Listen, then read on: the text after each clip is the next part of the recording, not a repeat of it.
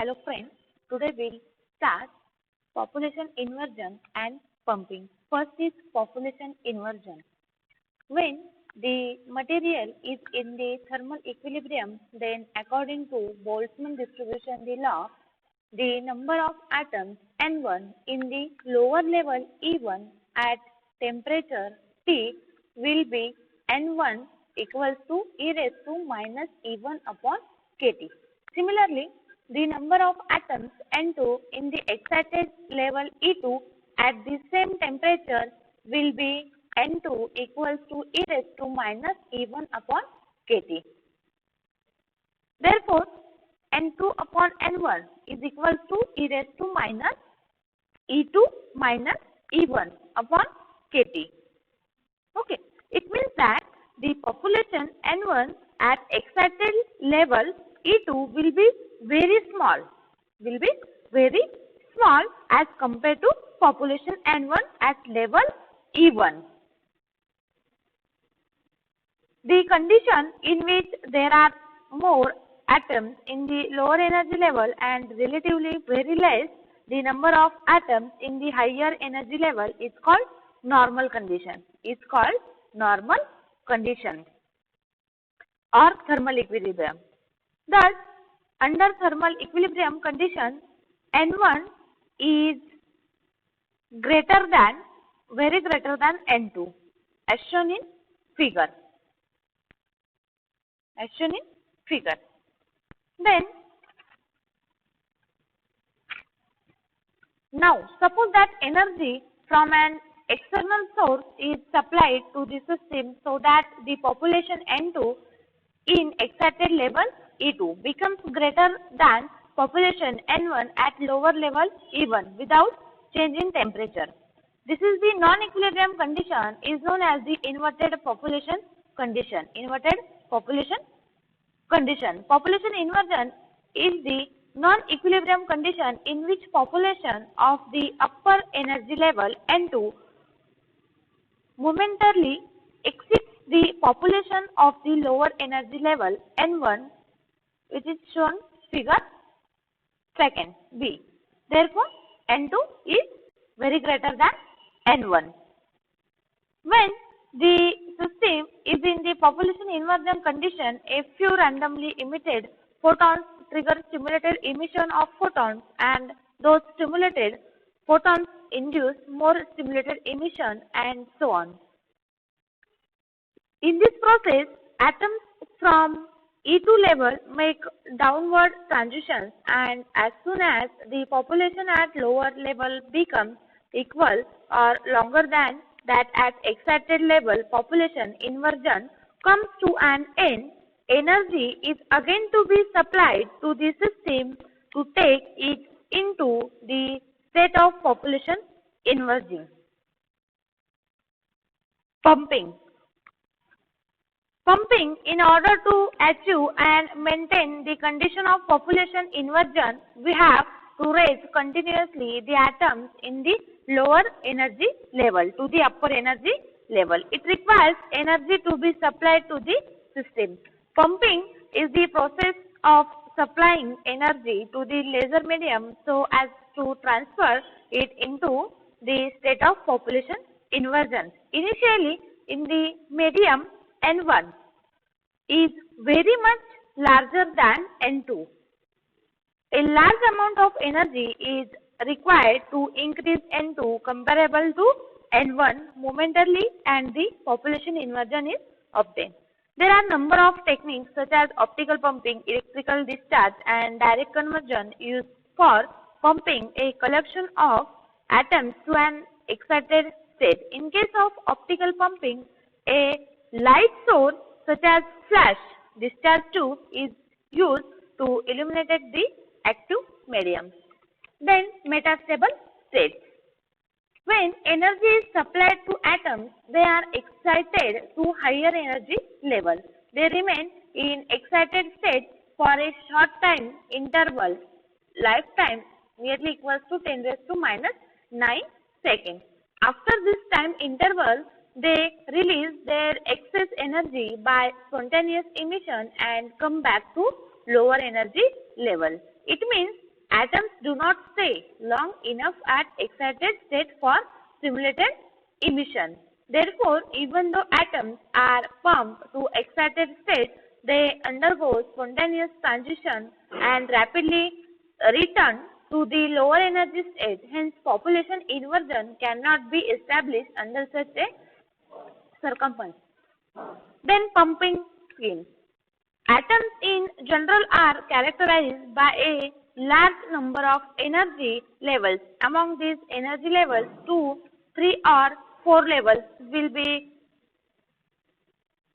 to the pumping process. Accordingly, pumping schemes are classified as the 2-level, 3-level and 4-level scheme. Among them, the 2-level scheme will not lead to laser action. The 3-level and 4-level are important and are widely employed. First is 2-level pumping scheme. 2-level pumping scheme. Consider a 2-level pumping scheme. In this pumping scheme, E1 is ground state. This E1 is ground state and E2 is excited state. E1 is ground state and E2 is excited state. Shown this figure. When the medium is exposed to intense radiation, atoms in the ground state E1 are excited to the higher energy state E2 and population to state E2 can be increased, but 2-level pumping scheme is not suitable for attaining population inversion. In population inversion process, the upper level is populated faster than it decays, so that the population of upper level is more than that of lower level. This is possible when the lifetime of spontaneous emission is longer, about 10⁻⁶ seconds to 10⁻³ seconds. If the required longer lifetime at upper level, E2 is delta T. This E2 is delta T and delta E2 is the line width of level E2. According to Heisenberg uncertainty principle, we have delta E2 dot delta T is greater than H. The lifetime delta T will be longer if delta E2 is smaller, which implies that the upper level E2 must be narrow. If E2 is narrow, then we have to use only specific frequency nu equals to E2 minus E1 upon H to pump atoms. Therefore, we need a monochromatic source of particular frequency for pumping. In practice, such a source of required frequency may not be available when pumping radiation excites the ground state atoms. At the same time, it induces transitions from the upper level to the lower level. Thus, the pumping radiation simultaneously populates and depopulates the upper excited level E2. Hence, the population inversion cannot be attained in 2-level scheme. Then 3-level pumping scheme. Consider a 3-level pumping scheme. In this pumping scheme, energy level E1 with the ground state E3 is the pump level and E2 is the metastable upper lasing level. Shown this figure.